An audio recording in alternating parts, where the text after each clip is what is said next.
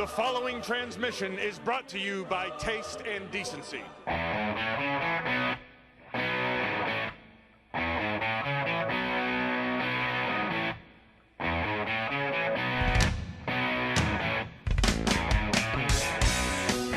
Sports Limelight. Hey there, Drew. Well, howdy do, Bill. How you doing? I'm doing very well, thank you. How are you? Good. Happy Independence Day. Oh, yes. Fireworks and drinking. Don't anyone blow your hand off out there with fireworks. Yeah, hope you're all having a blast. Hey, nice. I like that. Please blow them all off before, what do you think, 9 p.m., 9:30 maybe? 9:30, yeah. You got about an hour of darkness. Yeah, that's fair. I get enraged on New Year's Eve when it gets dark at, 4:30 or 5 p.m., and they have all day, yet my neighbors will blow off fireworks at 11 p.m. and wake us up and scare the dog, and it's a nightmare.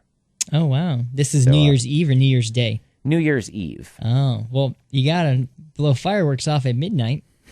Oh, yeah, of course. They'll do it again at midnight. Yeah. And, much later than midnight. Mm-hmm. Anyway, to sports, current events. We haven't done current events in a while, so what do we have going on? We have Aaron Hernandez being charged with murder. Mm-hmm.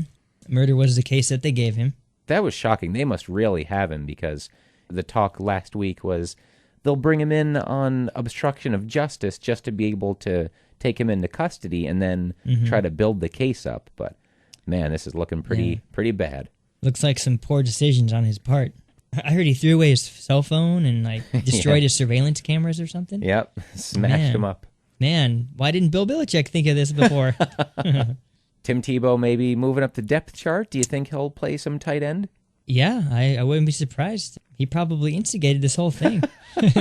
No, I'm kidding. I heard he actually tried to break up a fight previously in the Florida college years. I heard that too, in a bar in 07 or whatever. Man, what a nice guy. What else do we have going on? MLB All-Star Game is next week, and heading into the All-Star break, a pretty cool milestone by pitcher Homer Bailey of the Reds. That's cool. A pitcher, his name is Homer. That is cool. He doesn't want to give up his name. No, just like Grant Balfour. Nice. So do we call these consecutive no-hitters? Because that would imply that it's consecutive starts. Feels like we can't call it that. We need a name for this to be, he just pitched a no-hitter and he was the last pitcher to throw one up until this one. Maybe he's the first pitcher to throw consecutive no-hitters in an MLB span. I don't know how to say it. That's as good an explanation as any. Mm-hmm. I think we talked about this a few months ago, where since it's a zero-sum thing, pitching and hitting, with less hitting feats, even though we like to see records broken, we like to see them broken cleanly. And now this kind of paves the way for more pitching feats, and this is a pretty cool one. Yeah, this is cool. The first no-hitter, I think the first week of the season, that Texas guy, Yu Darvish, he was 1 out away from a perfect game. Ooh. And it got broken up, obviously, in the last out. But, yeah, it seems like every year there's always, a perfect game on the line or, a couple no-hitters here and there. Yeah. I'm excited. I'm actually surprised it hasn't happened earlier, to be honest. Yeah, they've been happening that much. Yeah. Next topic, Drew. Since we didn't get a chance to wrap up the NBA Finals last week. I'm sure you're sad about that. Oh, no, I really missed it. What are your thoughts on that series as a whole? It was a great series, obviously, one for the ages. Game 6 was probably one of the best Game 6s of all time. I will give credit to the Heat, but I also want to shame the Spurs for not making their free throws. Yeah. In Game 6. You make your free throws, you win the game. These are the most agonizing losses for a team in any sport.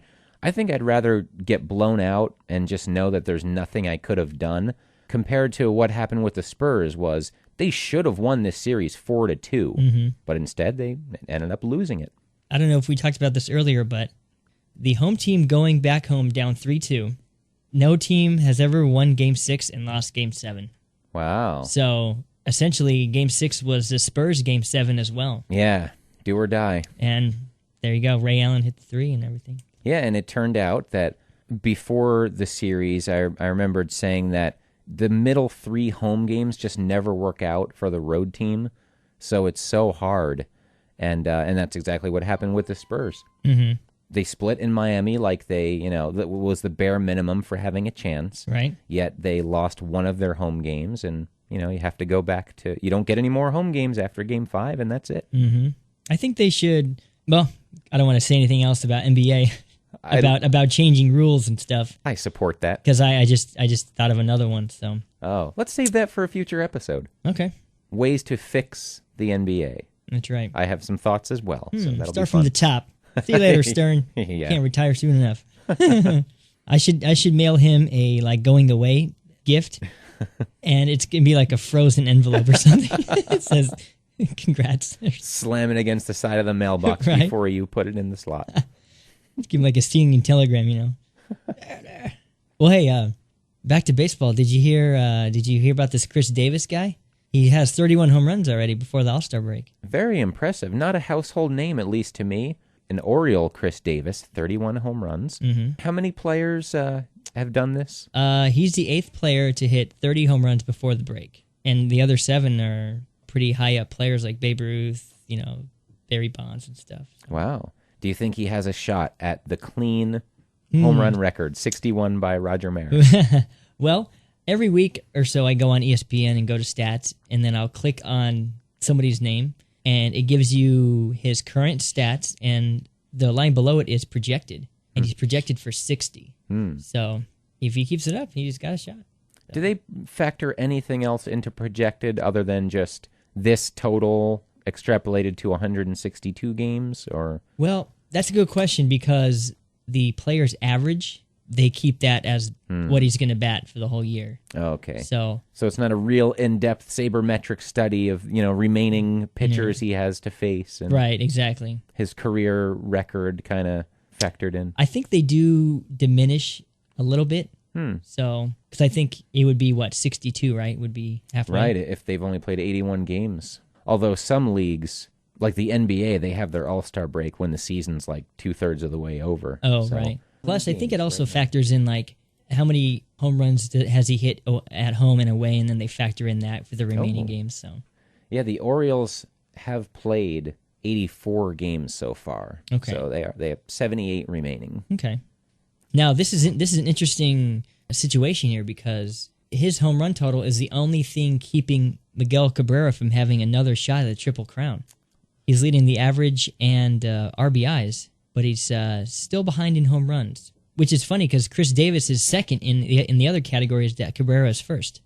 He is, isn't he? It's like a battle. Cabrera way ahead in batting average, but RBIs just by 5. Cabrera leads. Yeah, so it'll be interesting to see if we get back-to-back Triple Crown. Yeah. That's awesome. That would be something. How's old A-Rod doing there, buddy? I just can't wait for him to come back, so I have to hold my nose and root for him as a Yankee. I was really hoping something would happen with this latest drug scandal, like he would either get suspended or, even better, the Yankees could void his contract. That was really the desired outcome for me, even more desired than him coming back and playing well and helping them win. I dislike this guy this much right now. Wow. But instead, he's on his minor league rehab assignment, and he's rearing to go and to come back and play for the Yankees. Yeah, so what do you do? You kind of bring up a good point here. Do you root for the team and hope he does well, or do you just, like you said, I don't like him, so even if he's on my team? It's tough. I believe in something that you hold to, which is the team is always bigger than any individual player. But then I also have the kind of principles to not root for, known cheaters, and just beyond the cheating, he's just not a very likable player to me. So, plus he dated Madonna, so that ain't cool. I'm happy for the Yankees that they won. The players that I did love, they won many championships before Alex Rodriguez came there, so I can kind of compartmentalize these eras. Cool. I like it. It sounds like a cool topic for another episode. Compartmentalizing eras? Yeah. All right, let's do that. Or rooting for teams rather than players, or rooting against players on your favorite team. That'll be fun. Compartmentalizing our feelings towards players. All right, but for now, we'll again bid you a happy Independence Day. That's right. Keep on living the dream, the American dream, listening to our sportscast. We'll chat with you next time.